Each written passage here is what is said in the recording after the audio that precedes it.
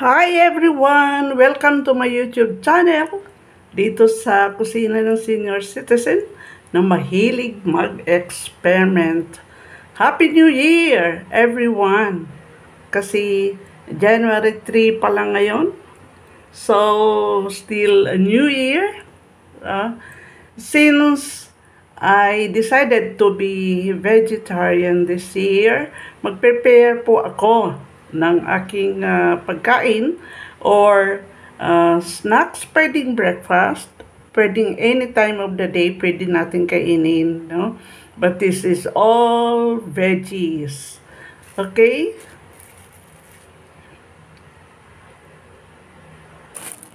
Ito po yung sinasabi ko, puro lang veggies, no?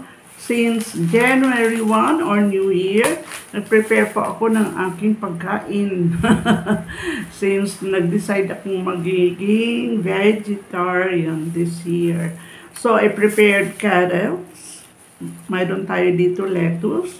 Mayroon tayo dito na white onions and tomatoes at may konting cheese. And then, little later, mayroon ako ditong corn. Whole corn. At ito lang ang gagamitin ko. Ito lang. Yan. Itong gagamitin natin. Si this.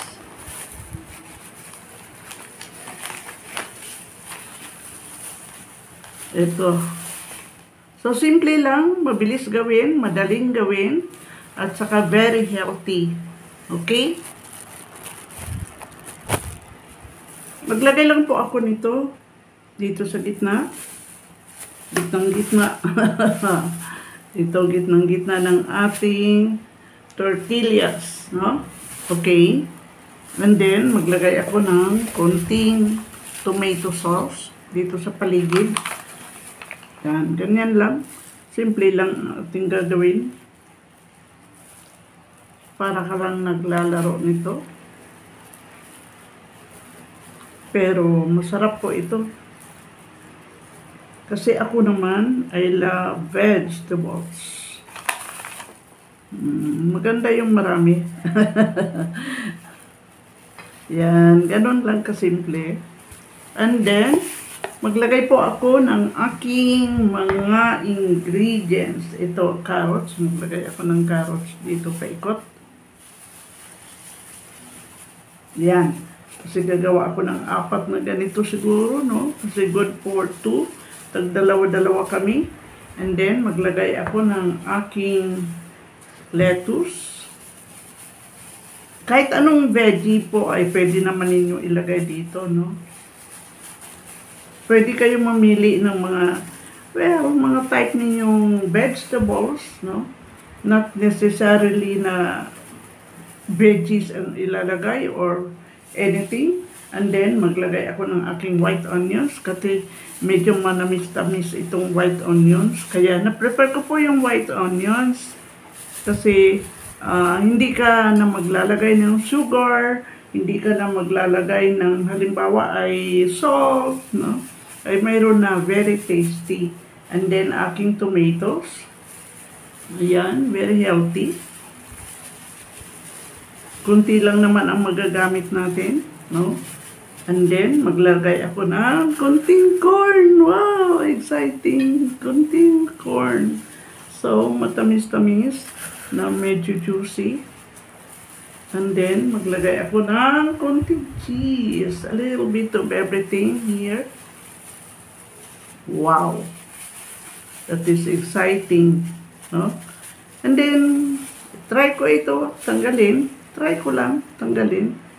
Okay. So, nag-brown na siya, no? Ay, maglalagay ako dito. Ika-cut ko po ito. No? Cut natin. Ito, malinis. At saka bago. Kasi, I want to make it sure na ma-cut ko ito. Mag-cut tayo dito ng triangle. Triangle. Yan. Ganun lang kasimple. So, very sharp, ha? So, careful lang kasi very sharp. Pwede naman kutsilyo, no? Yan, not necessarily cutter. Pwede rin any sharp na kutsilyo na maliit. Pwede yun. No? Ayan. Depende sa kung anong gusto nyo, kung ilang division. Halimbawa lang. Yan. So, nag-cut na ako. And then, ipipick po natin yan. Itong nakating natin, ipipick po natin dito, no? Pwede po tayo maglagay ng halimbawa egg white, no? Para dumikit po ito or magiging soften. Or pwedeng water.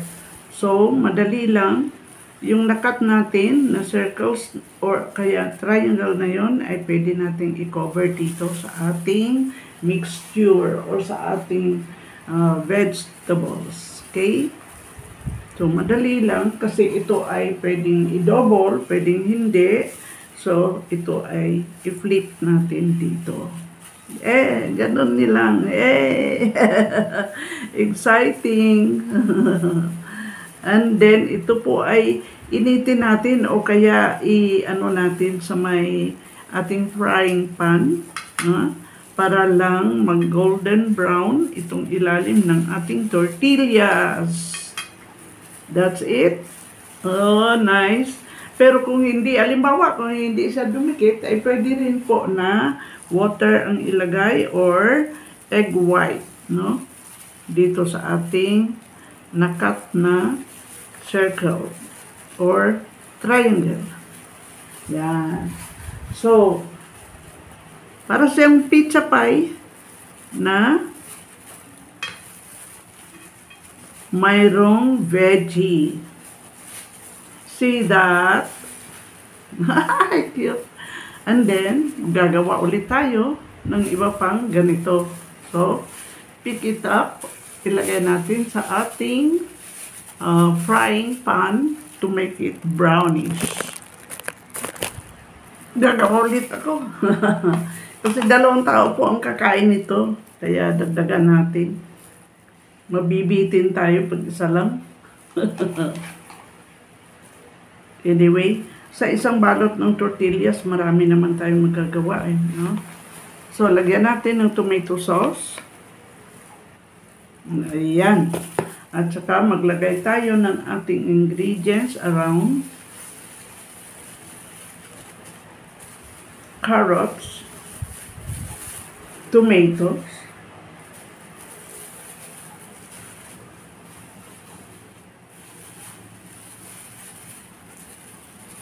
maglagay tayo ng lettuce, may green, may pula, may orange, or any vegetable na gusto ninyo.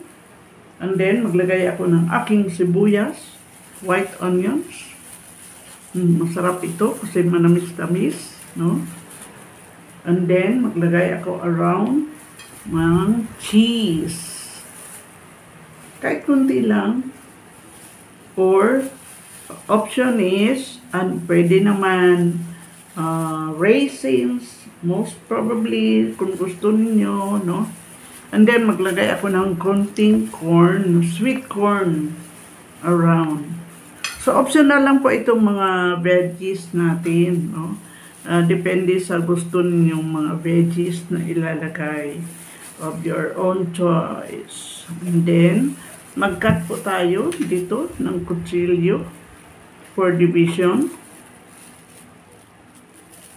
Pwede ang sharp na kutsilyo. Pwede natin yan pick upin and flip dito sa itaas. Like this. And then, pwede kayo mag-brush dito sa ibabaw na ito ng white ng eggs, no? Para medyo mapula-pula siya pag naluto natin, no? Hindi naman siya completely nalutuin ng matagal. Parang low fire ito, no? Na parang bake lang natin kung mayroon kayong halimbawa bread toaster, pwede rin po. Pero kailang bantayan na hindi masunog, no? Kasi ito naman kahit raw sila, no, ay pwede naman itong kainin ng raw, no? There. So, kung gusto ninyo na may white kayo, egg white, no, ay maganda po pag kumakapit ito. Kasi, siyempre, ito yung nagbibigay ng lasa doon pag medyo brown siya. Brownish, no? Okay. Ay, exciting. Kasi kung halimbawa, hindi naman dumidikit, no? Pero kung mayroon kayong egg white, ay didikit yan. Wala pa akong nilagay kasi na egg, no? Okay. Ang ganda. At ito na po yung isa kong nagawa kanina. Ilagay na po natin ito sa ating pan or sa ating maliit na oven. So, optional lang para at least ay sabihin nyo kung wala kayong oven, eh pwede naman sa frying pan, okay? Ayan. Pwede kayo halimbawa ay i-ano lang natin ng konting oil para hindi lang dumikit lalo na kung hindi non-stick, no? Yung ating pan. Pero ito yung non-stick, hindi na po ako maglagay ng oil. Kasi ang purpose lang natin ay parang i-reheat lang natin yung ating tortillas. Yan, i-cover po natin para at least yung sa ibabaw ay ma-reheat lang po natin o kaya medyo ipa-brown natin ng konti. Okay? Saglit lang po yan at kailangan bantayan, baka masunog. Ayan! At crispy na po yung ating parang ginawang mini pizza. It's done! Optional kung gusto niyo maglagay halimbawa lang, no, ng butter, i-brush lang sa itaas, pwede naman po yun. Okay? So, luto na yung ating isang ginawa natin na merienda. Okay. Ay, at ito po yung ating second na circle.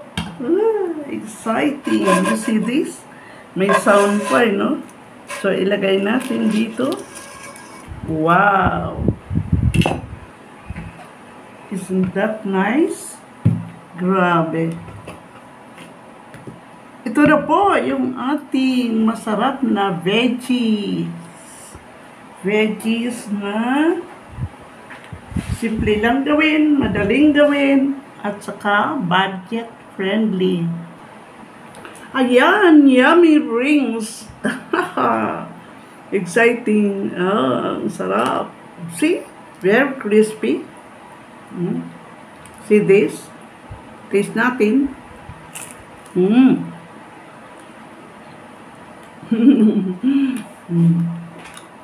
Masarap po. Grabe, ang sarap. Any time of the day, pwede po natin ito kainin. Pwede natin ito gawin. Yummy. Crispy. Yummy. No salt. No sugar. All veggies. Sarap. Isang ganito lang, busog ka na. Pwede uminom ng tubig o decaf coffee.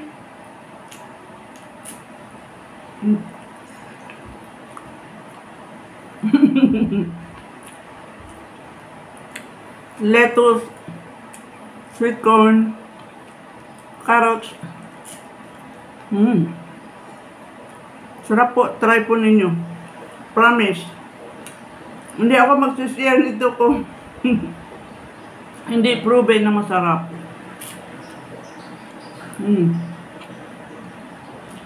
Nilagay ko lang po ito sa non-stick na frying pan. Optional. Pwede sa pan, pwede sa oven, no? And then, optional lang ang mga vegetables na ilalagay nyo.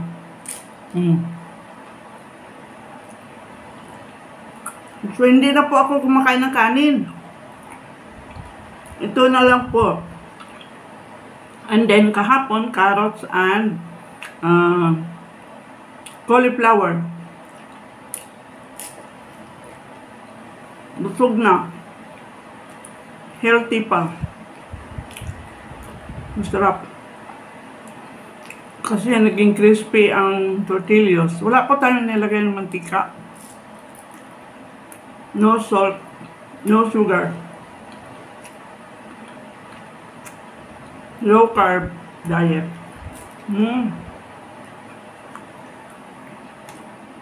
Bye! Thank you for watching my vlog, and please watch, like, and subscribe. Shout out sa aking mga subscribers sa YouTube. Bye! Happy New Year! Happy healthy diet this year, 2025. God bless us all. See you in my next vlog.